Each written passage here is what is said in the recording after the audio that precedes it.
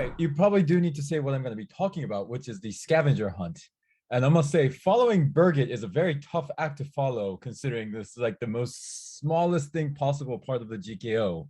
But I guess in a way, the scavenger hunt is a small service in itself as well, because it is a awesome warm-up activity for all y'all from around the world who are now meeting your teammates for the first time, and you get to have a little bit of a challenge together. So I'm going to assume mostly that you understand the word scavenger hunt. It's pretty obvious for an English-speaking community, but hopefully if you haven't heard this term, you're madly Googling it right now and finding out what it is in your language so that you get a little bit of a background context of what I'm going to talk about. And just to help out the Japanese people here, scavenger hunt is takara sagashi game. All right, so I'm going to introduce the scavenger hunt. Let me share my screen. And as I share the screen, I assume the link is being shared on the chat and Slack and all the other digital places. I'm getting a thumbs up. Awesome. So the scavenger hunt has been part of the GKO since, I want to say like 2017, 2018, around there, as kind of a fun side activity so that you're not always just focusing on your project, like all work and no play makes Jack a dull boy or something like that, right? So it's definitely a side activity. It's not a must, like you're not going to get kicked out of class for not having completed this. Having said that, it is fun if you get into it a little bit. And really the idea is that you're supposed to do all these activities either as your local team or as a global team together. So there's 7 challenges only for the local team. So if we take an example of the Osaka Gas Chemicals project, this would be only for the local in Swinburne and only for the local in KIT. But then there are 7 challenges which all 7 or 8 of the students do together, which are the global challenges. And the idea is that the more you do and the better you do for each one, you will get points for it. And we compete to see which team, which university, which yeah, I guess those are 2 things, are going to be dominating the scavenger hunt challenge. And just as a note, last year we did the online version as well, and KIT Japan, or also known as the real KIT, was the winner. So that is we are now have the trophy, and let's see if any other university is going to steal it away from us. So you can see here, yep, local teams, global teams, there are different points for different challenges. And it's all due on Thursday, 2200 Central European time. So this is like ungodly early hours in Asia, and it might be like afternoon in the Americas. Yep. Did someone call in? Oh, okay. Sorry, I thought I heard something. And if you click here, there is a submission folder where you can see your corporate name. So if we go to the earlier example of Osaka Gas Chemicals, there it is. You double click on it, and then you'll see that there are submission folders for each of the university in there. So what are the kinds of challenges? The first and foremost is getting a good headshot. And this is the one that even if you don't do any of the scavenger hunt, you should do this one, because if you don't do it now, they will bug you for it afterwards. This is kind of why we actually started doing this as well, with the ultimate goal of making this.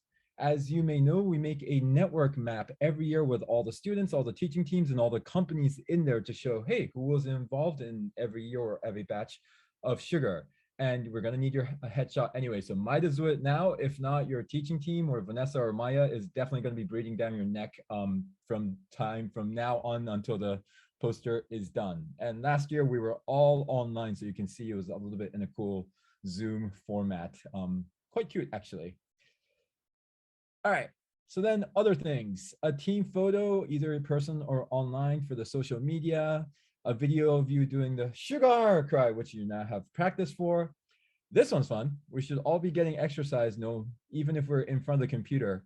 Take Strava or any app you can do to map and go run. Was bicycle allowed? I don't think so. I think you have to run or walk the sugar in your city, which Kyoto's very easy because it's nicely and gridded. Take a team of one of your photo of your team members creating or cooking a local delicacy, and you get extra points for how delicious it looks. I think the Indians did really well last year. I'm trying to remember. Some school was really good. Most creative sugar acronym. So SUGAR. What could that mean besides sugar? Actually, we don't have an acronym, so we'll give it an acronym. And then photo of your team space in the loft. If you don't have a team space, use a photo of your program space, but somewhere where you get to call home for the 9 months you're going to be working on it. Now, here are the global team challenges. Create your team's virtual loft. You're completely up to you for how to define that. Number 9, this was the really interesting challenge last year. Record a song together. One team last year actually did it really well, and like 8 teams did it terribly. So this one is really hard. A team of your entire team with each member holding a favorite snack. Find your doppelganger. I gave you an example here of some of the teaching team members. Find a famous person that looks like you, that we should all ideally know about. Create a sketch of your entire team. Come up with a team name. And last but not the least, better understand your team by creating a 2x2 matrix. So I just completely did this out of random, of how fast people speak and how loud people speak. So for those of you that know Mateo, he has very much the volume, right? Where I tend to speak really, really fast because I know I'm under time pressure as well. I think the last thing I need to say is that for the local challenges, obviously you should put it in your local folder. For the global challenges, please duplicate and put it into both folders.